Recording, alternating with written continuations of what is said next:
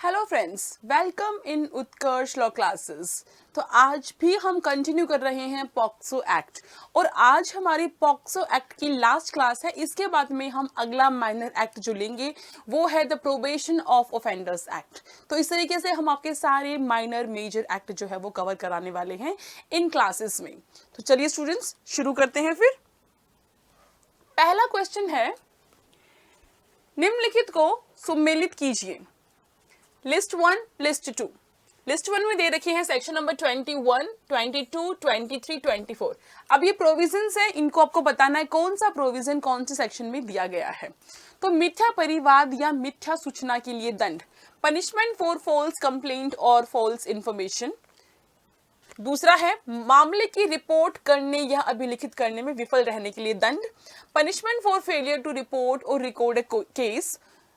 तीसरा है बालकों के कथन को अभिलिखित किया जाना और लास्ट है मीडिया के लिए प्रक्रिया।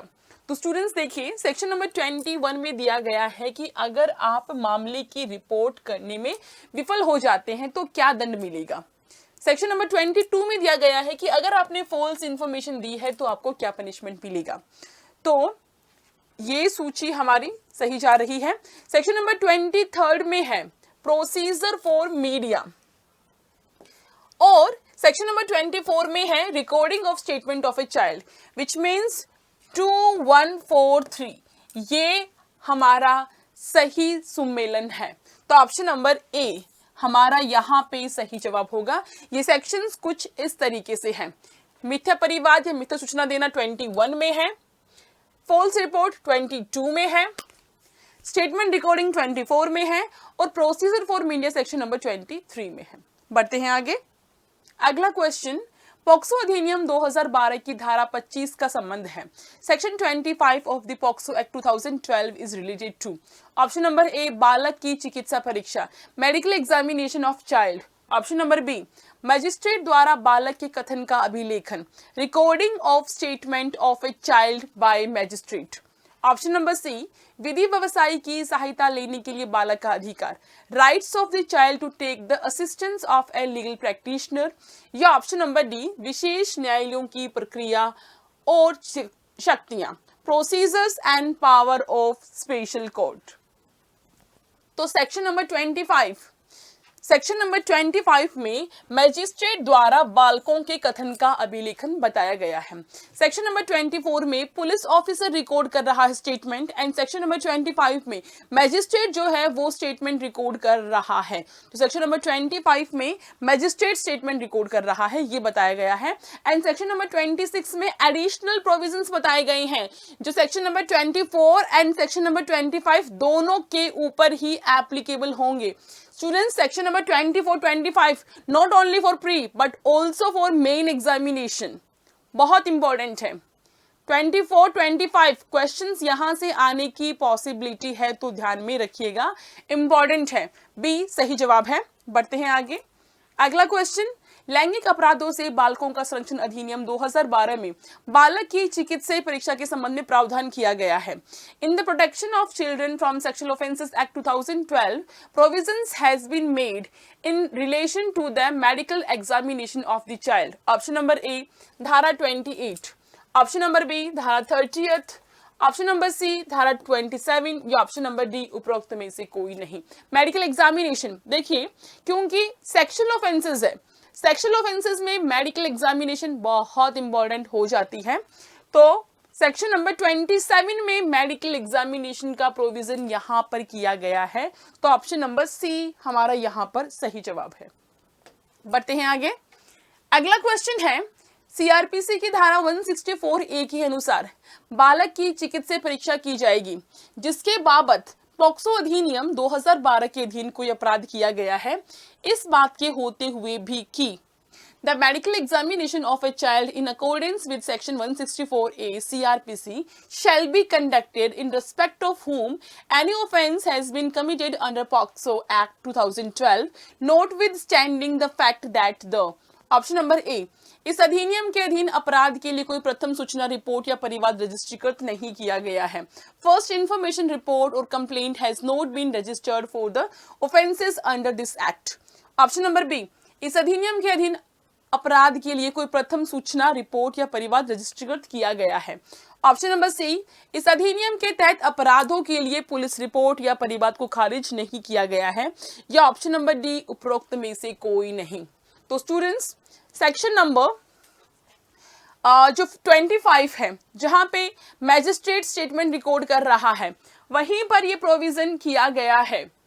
Sorry, section number 27, yes, section number 27 जहां पे मेडिकल एग्जामिनेशन हो रहा है, वहां पे ये प्रोविजन किया गया है कि इस अधिनियम के अधीन अपराध के लिए अगर कोई भी एफआईआर या कोई भी कंप्लेंट रजिस्टर्ड नहीं किया गया है तो भी विक्टिम की मेडिकल एग्जामिनेशन हो सकती है।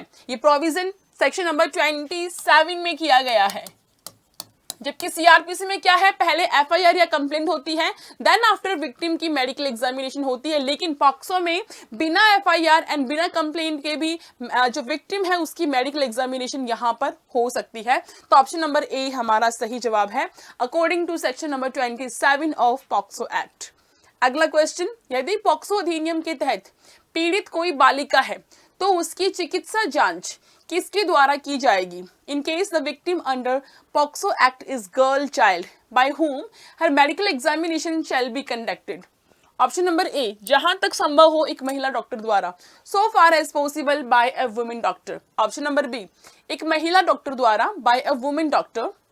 सी, एक पंजीकृत चिकित्सक द्वारा by a registered medical practitioner. या ऑप्शन नंबर डी, चिकित्सा संस्थान के प्रमुख द्वारा गठित एक मेडिकल बोर्ड द्वारा, by a medical board constituted by the head of the medical institution।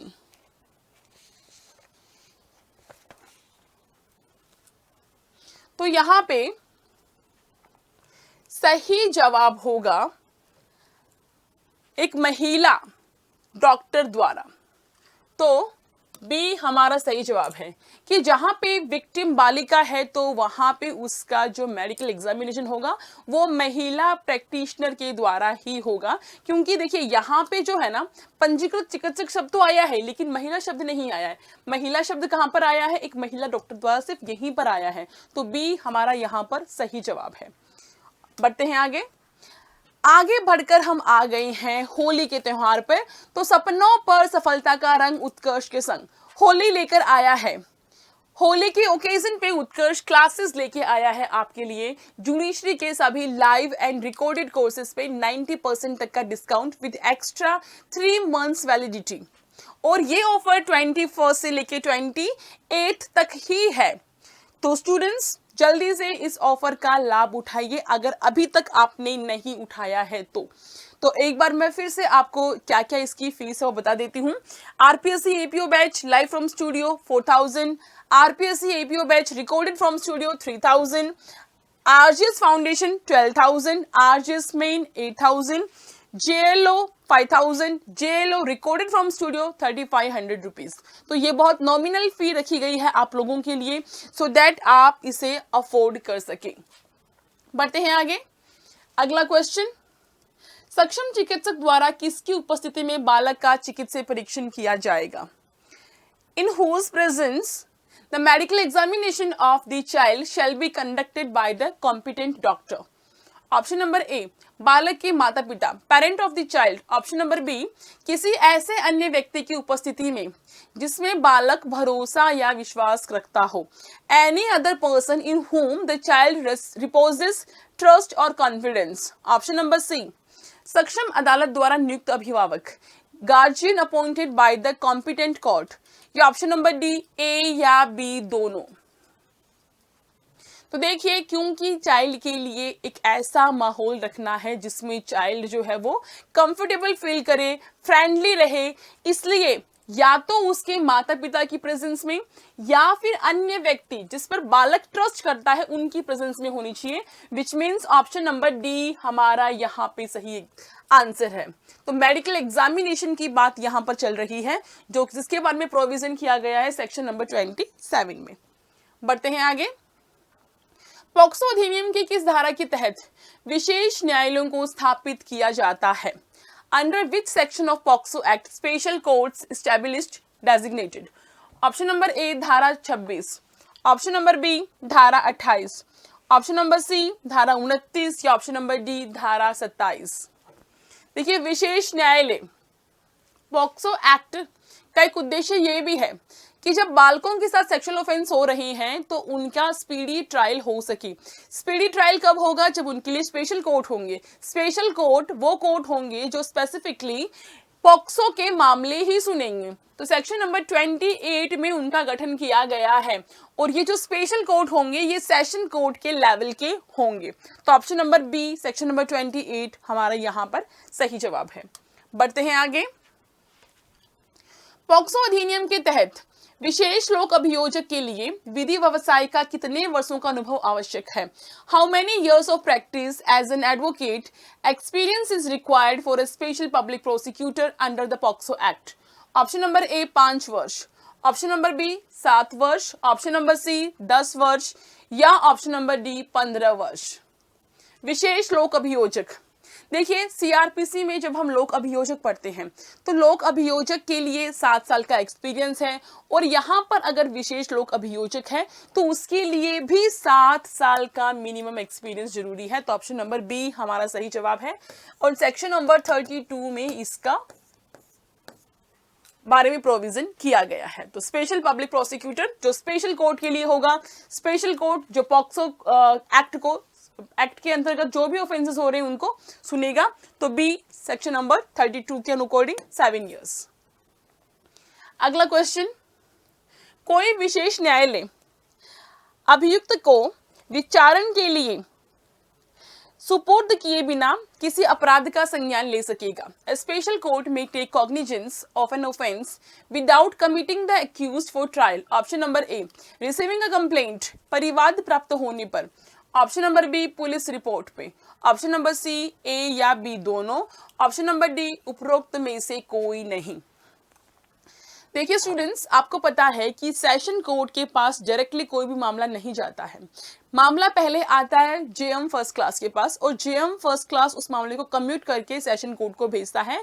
लेकिन यहाँ पे पॉक्सो एक्ट में स्पेशल कोर्ट बनाया गया है, वो स्पेसिफिकली पॉक्सो एक्ट के अंतर्गत जो भी ऑफेंसेस होते हैं उनके लिए बनाया गया है। तो यहाँ पे डायरेक्टली कोई भी मामला चाहे परिवाद प्राप्त होने पे या पुलिस रिपोर्ट पे डायरेक्टली स्पेशल कोर्ट के पास जा सकता है, जाएगा। ये जरूरी नहीं है कि जेएम फर्स्ट क्लास के पास जाए और वही उसको भेजे, तो डायरेक्टली इनके पास जाएगा और ये संज्ञान ले सकेंगे।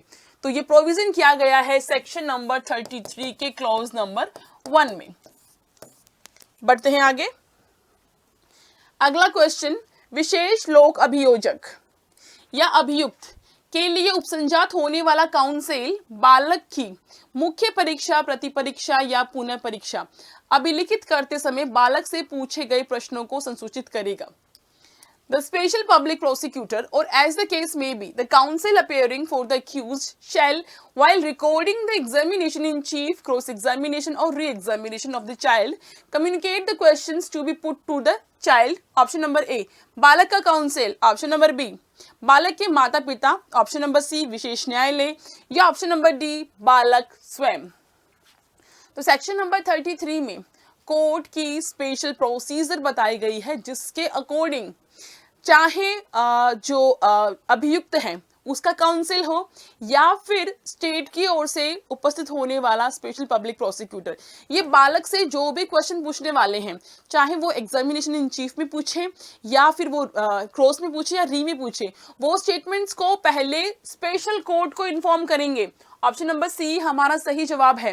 ये प्रोविजन इसलिए किया गया है क्योंकि बालक से ऐसे कोई भी प्रश्न नहीं पूछ सकते हैं जो उसके ऊपर कलंकारी हो, उसके ऊपर लांछन लगाने वाले हो और उसको हरेस करने वाले हो। तो इसके लिए प्रोविजन किया गया है कि भाई पहले आप कोर्ट को इन्फॉर्म करो, कोर्ट देखेगा कि क्या वो क्वेश्चंस एप्रोप्रिएट है, तो इसलिए एप्रोप्रिएट पाने पर ही आपको अलाउ करेगा वो क्वेश्चंस पूछना।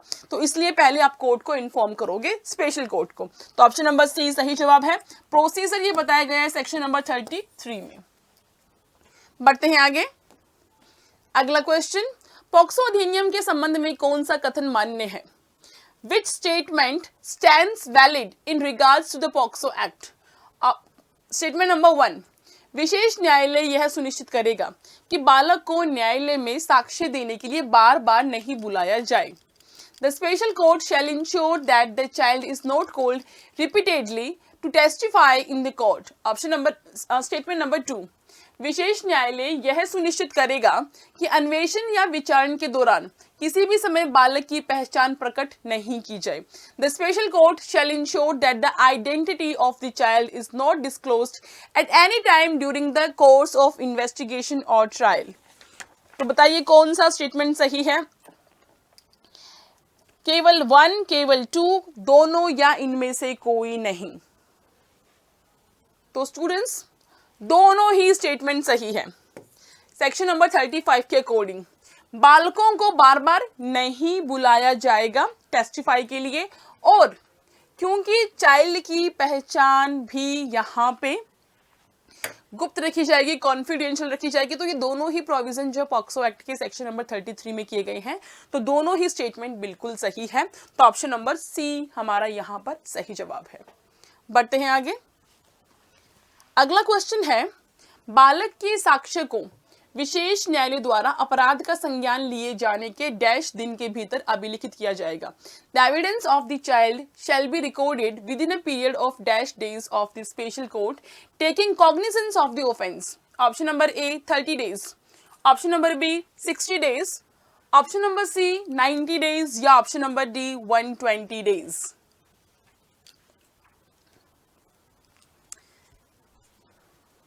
तो सेक्शन नंबर 35 बताता है कि अपराध का संज्ञान लेने के विद इन 30 डेज बालक के जो स्टेटमेंट्स है वो रिकॉर्ड कर लिए जाएंगे. तो ऐसा प्रोविजन सेक्शन नंबर 35 में किया गया है. तो ऑप्शन नंबर ए हमारा यहाँ पे सही जवाब है. बढ़ते हैं आगे. लैंगिक अपराधों से बालकों का संरक्षण अधिनियम 2012 और अन्य विधि के उपबंधों में असंगति की दशा में इस अधिनियम के प्रावधान जो है ना वो अध्यारोही होंगे. कहा गया है, in case of inconsistency between the provisions of the Protection of Children from Sexual Offences Act and any other law, this act shall have overriding effect. ये कहां पर कहा गया है?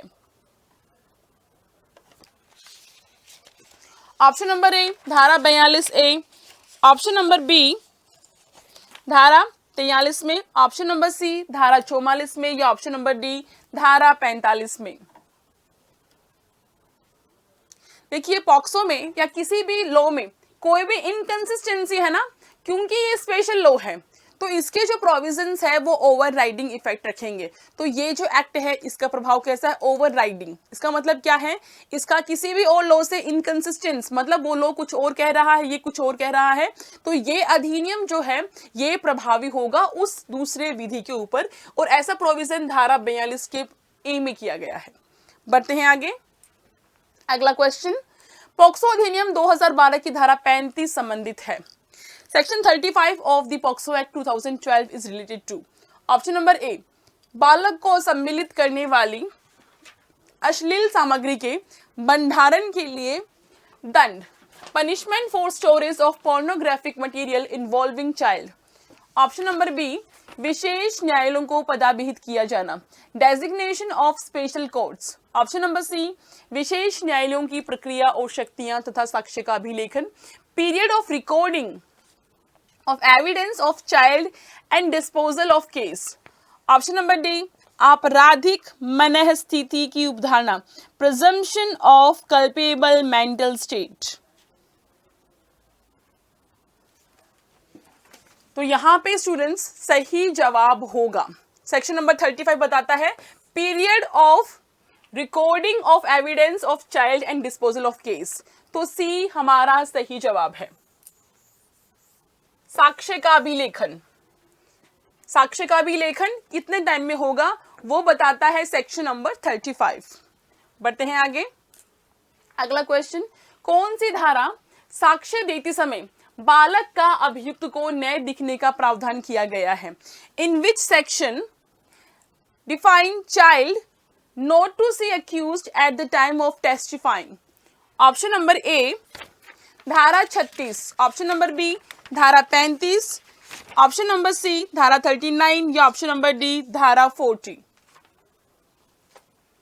तो देखिए यहाँ पे सही जवाब है ऑप्शन नंबर ए, धारा 36। ऐसा इसलिए किया गया है क्योंकि देखिए अगर बालक जो है वो अभियुक्त को देखेगा तो हो सकता है डर जाए, सहम जाए, है ना, और किसी ट्रॉमा में चले जाए। तो इसके लिए जरूरी है कि वो जो है अभियुक्त को ना देखे, but at the same time अभियुक्त के लिए जरूरी है कि वो चाइल्ड क्या स्टेटमेंट दे रहा है उसको सुने, सो दैट वो खुद को डिफेंड कर सके। तो इसलिए ऐसी व्यवस्था कर रखी है की जाएगी कि चाइल्ड जो है वो अक्यूज को नहीं देख सके, but at the same time accuse जो है वो चाइल्ड को सुन सके, so that he can defend himself. तो ये प्रोविजन सेक्शन नंबर 36 में किया गया है। बढ़ते हैं आगे। अगला क्वेश्चन, राज्य सरकार पॉक्सो अधिनियम के तहत निम्नलिखित के उपयोग के लिए मार्ग निर्देशन तैयार करेगी। The state government shall prepare guidelines under POCSO act for the use of A, गैर सरकारी संगठनों, non governmental organisations, B, professionals and experts, C, ऐसे व्यक्तियों जिनके पास मनोविज्ञान, सामाजिक कार्य, चिकित्सा स्वास्थ्य, मानसिक स्वास्थ्य और बाल विकास में ज्ञान है, बालक की सहायता करने के लिए पूर्व विचारण और विचारण प्रक्रम पर संयोजित करने के लिए। ऑप्शन नंबर डी, उपरोक्त सभी। तो क्या होगा सही जवाब? तो देखिए सेक्शन नंबर 39 के अकॉर्डिंग राज्य सरकार इन सभी को गाइडलाइंस देगी, है ना, सभी के लिए गाइडलाइंस प्रिपेयर करेगी अकॉर्डिंग टू सेक्शन नंबर 39, चाहे वो एनजीओज हो या वो प्रोफेशनल्स हो। बढ़ते हैं आगे। यदि बालक का कुटुंब या संरक्षक विधिक काउंसिल का व्यय उठाने में असमर्थ है तो कौन वकील उपलब्ध कराएगा? If the guardian family is unable to afford a legal counsel who shall provide a lawyer to him. Option number A, विधिक सेवा प्राधिकरण, legal service authority. Option number B, Lok Adalat. Option number C, NGOs. Option number D, स्थानीय bar council के अध्यक्ष, president of the local bar association. Free legal aid की बात यहाँ पे की गई है, तो फ्री लीगल एड कौन करवाएगा? जो लीगल सर्विस अथॉरिटी है। ये प्रोविजन कहाँ पे किया गया है? Section number 40। कब करवाएगा? जब जो चाइल्ड की फैमिली है या पेरेंट है उनके पास वो लोग क्या है, वो लोग इतने कॉम्पिटेंट नहीं है, है ना, इतना खर्चा नहीं उठा सकते हैं, तो सरकार की ओर से फिर उनके लिए एक वकील उपलब्ध करवाया जाएगा। जो कौन करवाएगा? विधिक सेवा अथॉरिटी कराएगी। अगला क्वेश्चन, 16 साल से कम उम्र के बालक पर लैंगिक हमले के लिए कम से कम 20 साल की सजा का प्रावधान किया गया है। Punishment for not less than 20 years penetrative sexual assault on a child below 16 years of age has been provided under option number A, POCSO act 2012। Option number B, दांडिक विधि संशोधन अधिनियम 2018। ऑप्शन नंबर सी, पॉक्सो संशोधन अधिनियम 2019, या option number D, उपरोक्त में से कोई नहीं। तो देखिए ये प्रोविजन जो है वो इनिशियली जब 2012 में पॉक्सो एक्ट बना तब नहीं था, बल्कि 2019 में अमेंडमेंट करके इसको इंसर्ट किया गया। तो 2019 में वो अमेंडमेंट हुआ था जहां पे चाइल्ड पोर्नोग्राफी किसे कहते हैं उसको भी इंसर्ट किया गया इन द डेफिनेशन क्लॉज। तो ऑप्शन नंबर सी हमारा यहां पर सही जवाब है। बढ़ते हैं आगे। अगला क्वेश्चन जिसमें हमें इनको मैच करना है, तो धारा 5, 9, 16, 11 इस तरफ है। गुरुतर लैंगिक हमला, एग्रीवेटेड सेक्सुअल असोल्ट, गुरुतर प्रवेशन लैंगिक हमला, एग्रीवेटेड पेनिट्रेटिव सेक्सुअल असोल्ट, लैंगिक उत्पीड़न, सेक्सुअल हेरेसमेंट, या किसी अपराध का दुष्प्रेरण यहां पर दिया गया है। तो देख लेते हैं किस तरीके से मैच होते हैं। देखिए सेक्शन नंबर 5 में बताया गया है गुरुतर प्रवेशन लैंगिक हमला के बारे में, विच मीन्स 5 के लिए है, मतलब ए के लिए है 2, तो ए यहां पे बन रहा है। सेक्शन नंबर 9 में बताया गया है गुरुतर लैंगिक हमला। सेक्शन नंबर 16 में है किसी अपराध का दुष्प्रेरण, और सेक्शन नंबर 11 में है लैंगिक उत्पीड़न। स्टूडेंट्स आपको ये सारे प्रोविजंस याद होनी चाहिए। शुरू के जो 1 से लेके 18 तक के जो ऑफेंसेस है वो सारे आपको ध्यान में होने चाहिए। अबैटमेंट कहाँ पे है, अटेम्प्ट कहाँ पे है, स्टोरीज कहाँ पे है, सेक्सुअल हेरेसमेंट कहाँ पे है, सेक्सुअल असोल्ट कहाँ पे है, तो ये सारे प्रोविजंस आपको ध्यान में होने चाहिए, क्योंकि यहाँ से ऐसे ही क्वेश्चंस बनेंगे टाइटल बेस्ड क्वेश्चन कि इस सेक्शन में क्या है या ये प्रोविजन किस सेक्शन में है। तो सारे सेक्शंस के टाइटल आपको बहुत अच्छे से सजाएं भी और टाइटल भी, ये पूरा आपको याद होना चाहिए। बढ़ते हैं आगे। आगे नहीं बढ़ते हैं क्योंकि इतने ही क्वेश्चंस आज हम करते हैं। तो स्टूडेंट्स अभी के लिए बस इतना ही। कल फिर हम आपसे इसी टाइम मिलते हैं और उसमें हम करेंगे प्रोबेशन ऑफ ऑफेंडर्स एक्ट के क्वेश्चंस। तो अभी के लिए बस इतना ही। Thank you.